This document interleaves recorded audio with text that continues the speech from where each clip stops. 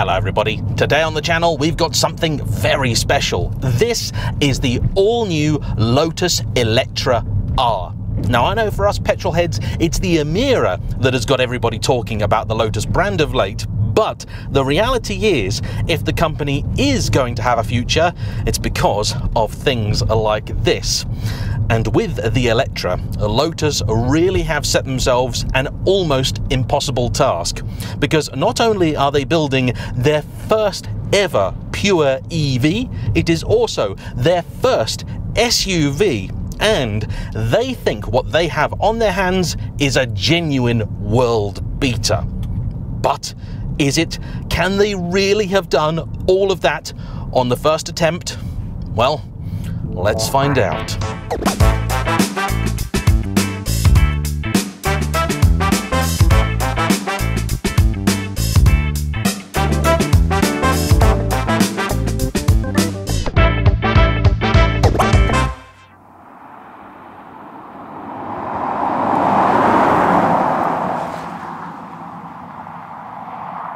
So, for those of you who don't know me, my name is James, I run this here YouTube channel, and it all began with a Lotus. And like many... I'm sorry, but I can't help you with that right now. We'll get on to her in a little bit. Cancel, cease, desist. I am sorry, but I can't help you with that right now. Well, my Evora never did that, I can tell you. Stop. I cannot find any. No. Just connect the device and try again. Who do you want to send it to? Cancel. All right. Right. This is going to be problematic, isn't it? I don't know how to turn her off. And as every time I say Lotus, she is likely to be summoned, why don't we call them the Lali Lule Lo instead? And that'll be our code for Lotus.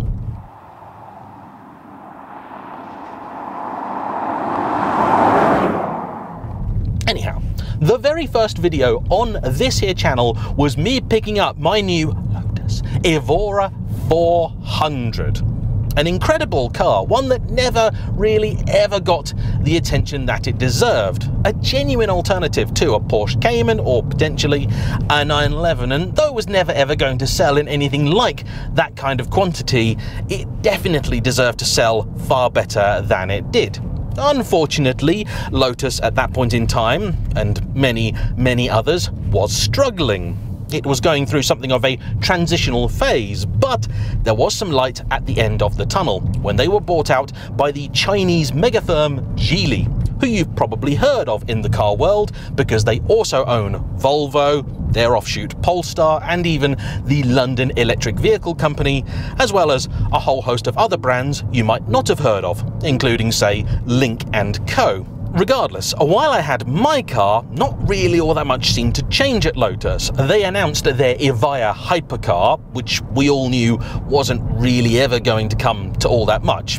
And I do believe they have now delivered a few of them, but despite the fact it was the first pure EV that they announced, it wasn't the first they actually started building proper. And if they've made more than 20 of those things, I would be absolutely astounded. The next thing that they announced was then the Emira, what was effectively a refresh of the Evora platform. And at its launch, they were very clear about the fact this was going to be the final combustion engined Lotus, which of course for all of us petrol heads was a very bitter pill to swallow. But the good news was that they were at least making another proper sports car, and they now had serious money behind them. As soon as that car was seen at Goodwood and the like, people were keen to put their money down. And a lot of people put their money down. Enough that I started worrying, because you see, my experience with Lotus up until that point, and conversing with a number of Lotus dealers, told me that I didn't really think they had actually changed all that much in the ways that really mattered, which were for me chiefly in terms of build quality and customer service. In other words, the cars didn't work properly because they'd been put together in a hurry and the company didn't really care about fixing it. But anybody and everybody in the industry knew that the Emira was merely a distraction, a sideshow for the big reveal, which was this, later to be called the Eletre, a genuinely all-new car built at an all-new production facility located, rather unfortunately, in Wuhan, and with a capacity of some 150,000 cars a year.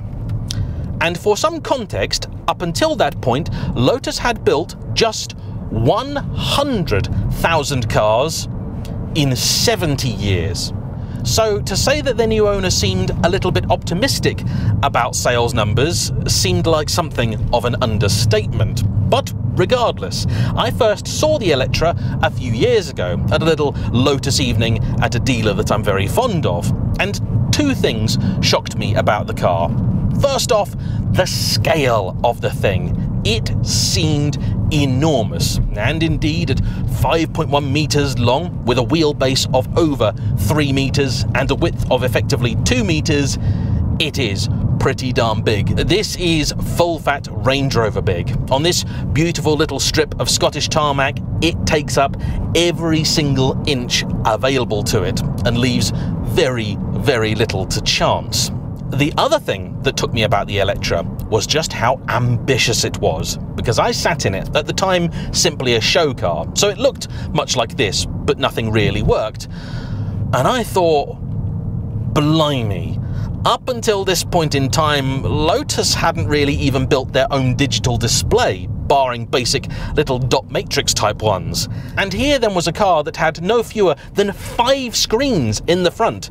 Count them. One in front of me, one in the middle for the infotainment, one in front of the passenger, Ferrari style, and 2 for the digital wing mirrors, which today have become very popular and trendy, but I'm not really a fan of because they don't give you a sense of depth. On top of that, this car then has rear-wheel steer for the first time in a Lotus, air suspension, again for the first time, a whole suite of ADAS systems, so your basics like collision avoidance, lane departure, speed recognition, and the car even has LiDAR. So, with the correct options boxes ticked, as Niall has done for this one, as and when legislation permits, this will be able to achieve a level of self-driving that we are unlikely to ever get from any of the current generation Teslas.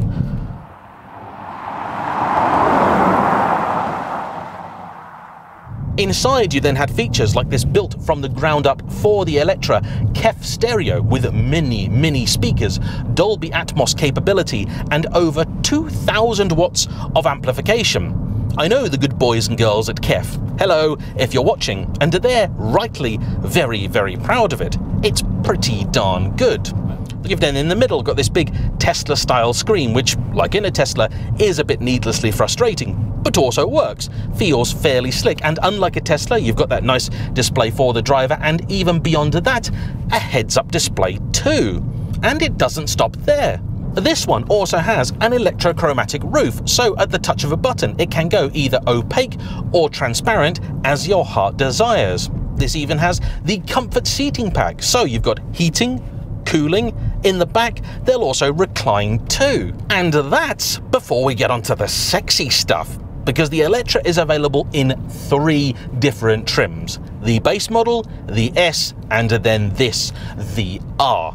With all of them, you have an enormous 112 kilowatt-hour battery, the largest of any EV that I have ever tested. All of them are also a dual motor setup, and for the base model and the S, which is actually more luxurious, not the better performer you might expect, they make over 600 horsepower. In the R though, courtesy of a beefier rear motor and a 2-speed gearbox, it makes 900 horsepower. Yeah. And 722 pounds-feet of torque. That's nearly 1,000 Newton-meters. Enough to get this from 0 to 60 mile an hour in under 3 seconds, and to go on to a top speed of 165 mile an hour. making it, as the Lotus website is keen to tell you, the fastest dual-motor EV on sale, which is a frankly rather meaningless accolade, and let's be honest here, the party piece of any and every EV is not its top speed, it is instead how it gets to the national speed limit.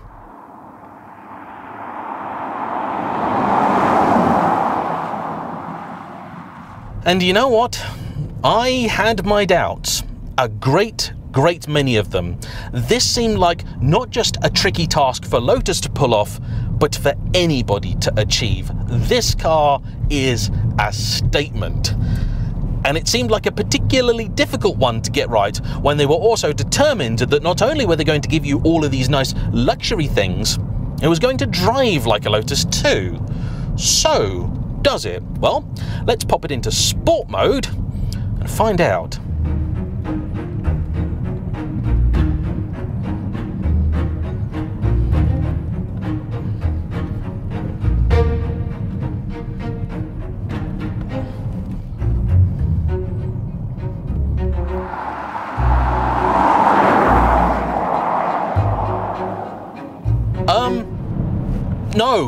No, it doesn't. In fact, rarely have I driven anything less Lotus-y. Now, where do we begin? First off, the speed of it. It is really, seriously, silly quick. As you can probably tell today, it's a little bit damp out there, and so deploying the full 900 horses is tricky. Even in the dry, I suspect it's an issue.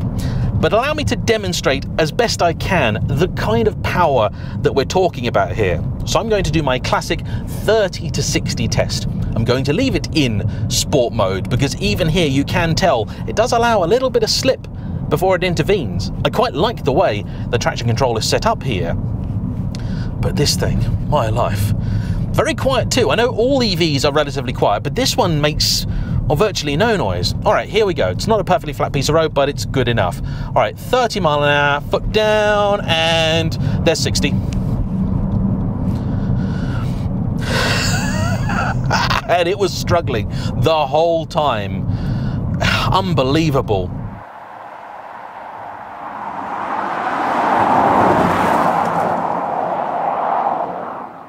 I actually quite like the feel from the brakes around town. They were a little heavily servoed, but I'd just gotten out of the F12 and those are very, very soft by comparison. Once you're on the move, this works. Body control, very, very flat. This has active anti-roll bars along with the air ride, so no surprise there. But steering feel, virtually none. Honestly, really very, very poor. This could be a VAG product. Range Rovers drive much, much nicer than this. It also just doesn't really feel like it works with the road. And sadly, steering feel is a classic Lotus trait, as is suspension quality. Now, I've just had the car in sport. To give it a fighting chance, I'm going to put it back into tour and see how it does. But in sport, it is rather firm. There is an individual mode where you can configure all sorts of different things, but Niall tells me between all of the other settings they give you, there's really no need. And if you're interested, those modes are off-road, range, which allegedly might possibly decouple one of the motors, but he hasn't ever found anything official to confirm that, but he said some reviewers said it. Then you've got Tour, which is the comfort equivalent, the default, Sport, Individual, and Track, which apparently is absolutely balmy, and given the conditions, I'm not going to try it. But we're in Tour for now. And you know what? There is so much that Lotus have just aced with this car. But first off, I think it looks really good. You know, hat off to them. In a world of all very samey looking cars, the Eletre stands out. Now, they haven't exactly flown off the shelves. Apparently in the first half of this year, Lotus sold something like 4,000 cars. And I believe that to be of all models globally. Compared to years gone by, that's very, very good. But when you've got a factory capable of putting out something like 30 times that many every year, it's not a great start. Regardless, when I have seen these out and about, they draw a lot of attention. Even in more subtle colours like the black, people still stop and stare. But for me, this metallic solar yellow is the one. It is the colour for a Lotus in my opinion, and that of many others. as I found out when I had myself a yellow Evora.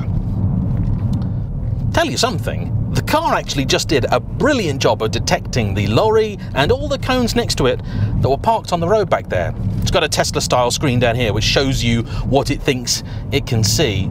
It actually does a pretty good job, it has to be said. I will concede also that in tour mode, now I've backed off a little bit, the ride is certainly better. It might even approach what you would call plush.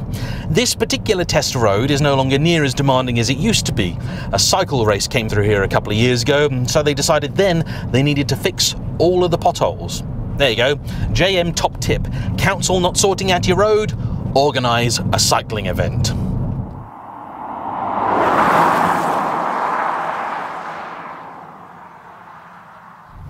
Anyway, back to the car. I think maybe the reason I'm so upset about the fact it doesn't handle like a Lotus is because they spend a lot of their marketing material telling me that it does. And it simply doesn't. As a driver's car, the Porsche Cayenne, Jaguar F-Pace, just about any Range Rover, they're just better. But there is a lot to be said for the Lotus, and as ever, it is a different kind of choice. And I've always liked different. And this is the point in the review where I would love to be able to get a nice big helping of humble pie with a side order of sorry sauce and say, you know what, I didn't think they could do it, but blow me down, Lotus have achieved the impossible. But, and this is a cataclysmically industrial-sized but, it would appear that there are still a great many lessons they have yet to learn. And this is evident from the moment you log on to the Lotus website, where they are keen to tell you all sorts of marketing gumph. But when it comes to sort of standard, ordinary, basic things like what kit do I get with each model, how much power and torque does each one have, they're very, very opaque. Trying to get just basic, simple information out of the thing is the devil's own task. And there are real, dead simple things they've got wrong. Like, for example, when you look at the cars, it'll tell you that the Eletre R starts from £120,000. Go to configure one, and they'll tell you it's actually £129,500. It's quite a difference, that's 10 grand. That's nearly a whole Dacia of error. But I'll let that slide. My personal favourite is that the picture explaining what the highway assist functionality does shows the car about to cut somebody up. Yeah, it places the Lotus in the middle of the road, trying to make an exit that there isn't much room for with a car on the inside. That's, quite the choice. There also, for my money, isn't anywhere near enough customization for a car in this class and at this price point. You've got a choice of about 5 or 6 exterior colours, some of which are very nice and interesting, like this one, and then on the inside a choice of about 3. Your Range Rover or Porsche customer is used to a lot more options. And yes, I know they don't tend to go for them, they'll usually go with either grey, silver or black and then black inside, but I like the fact that the options are there. Although it must be said this car isn't devoid of options, and some of them are quite expensive, with special mention going to the carbon ceramic brakes at, are you ready, £12,000. One of the few options that Niall didn't go for. He was very, very tempted, but as the car was already exceeding 160, he figured he should probably call it quits at that point.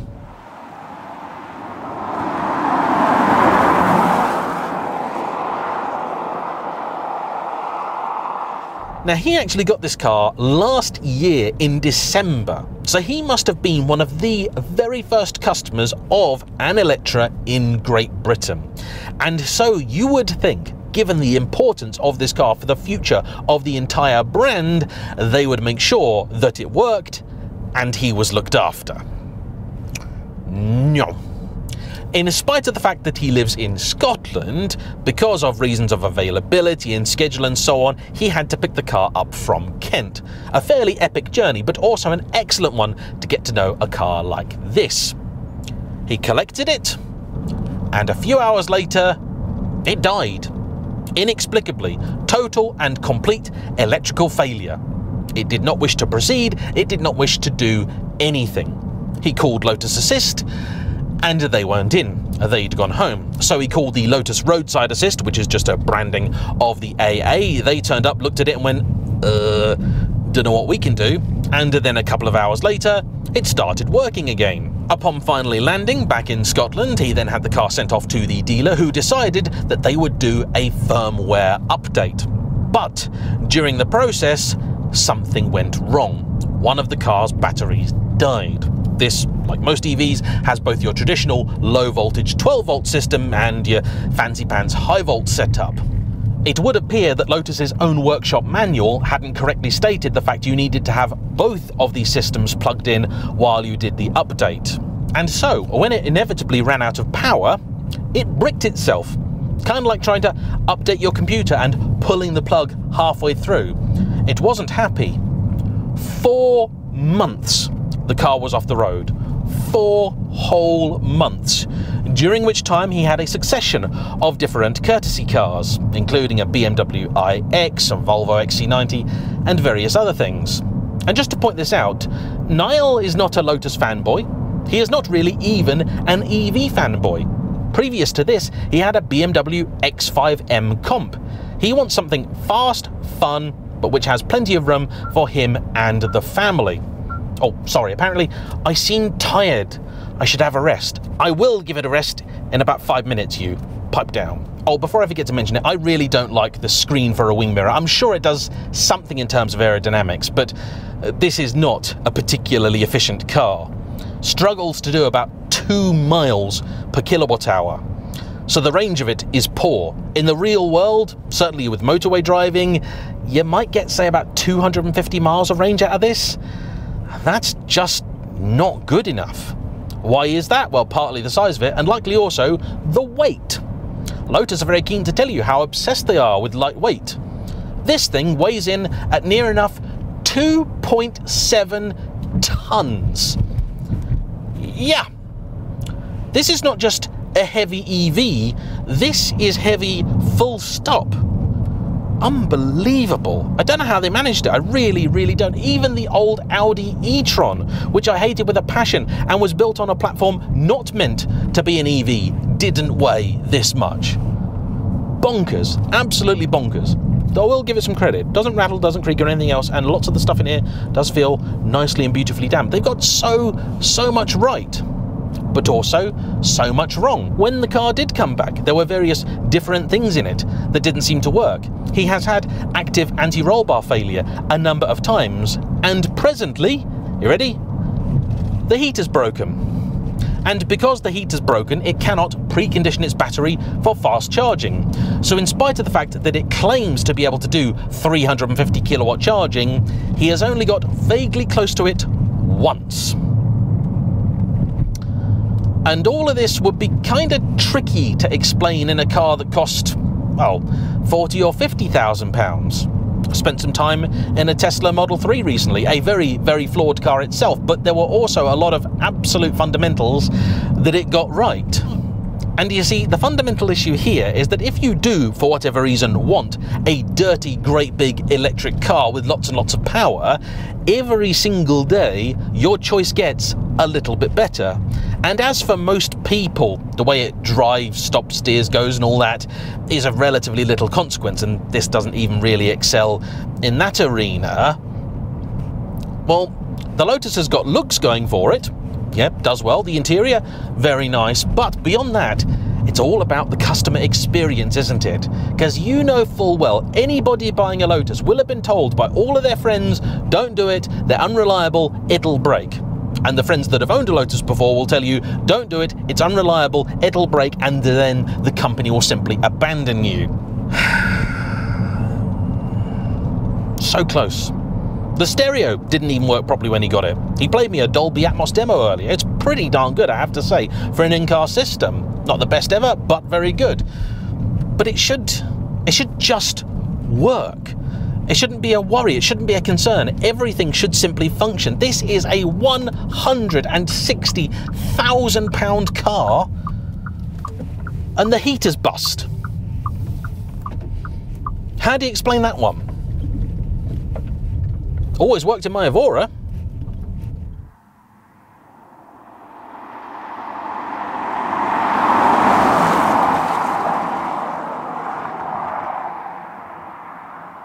Cannot get on with these virtual wing mirrors. I just can't. I keep looking in the wrong place. I know maybe it's me that needs training, but still.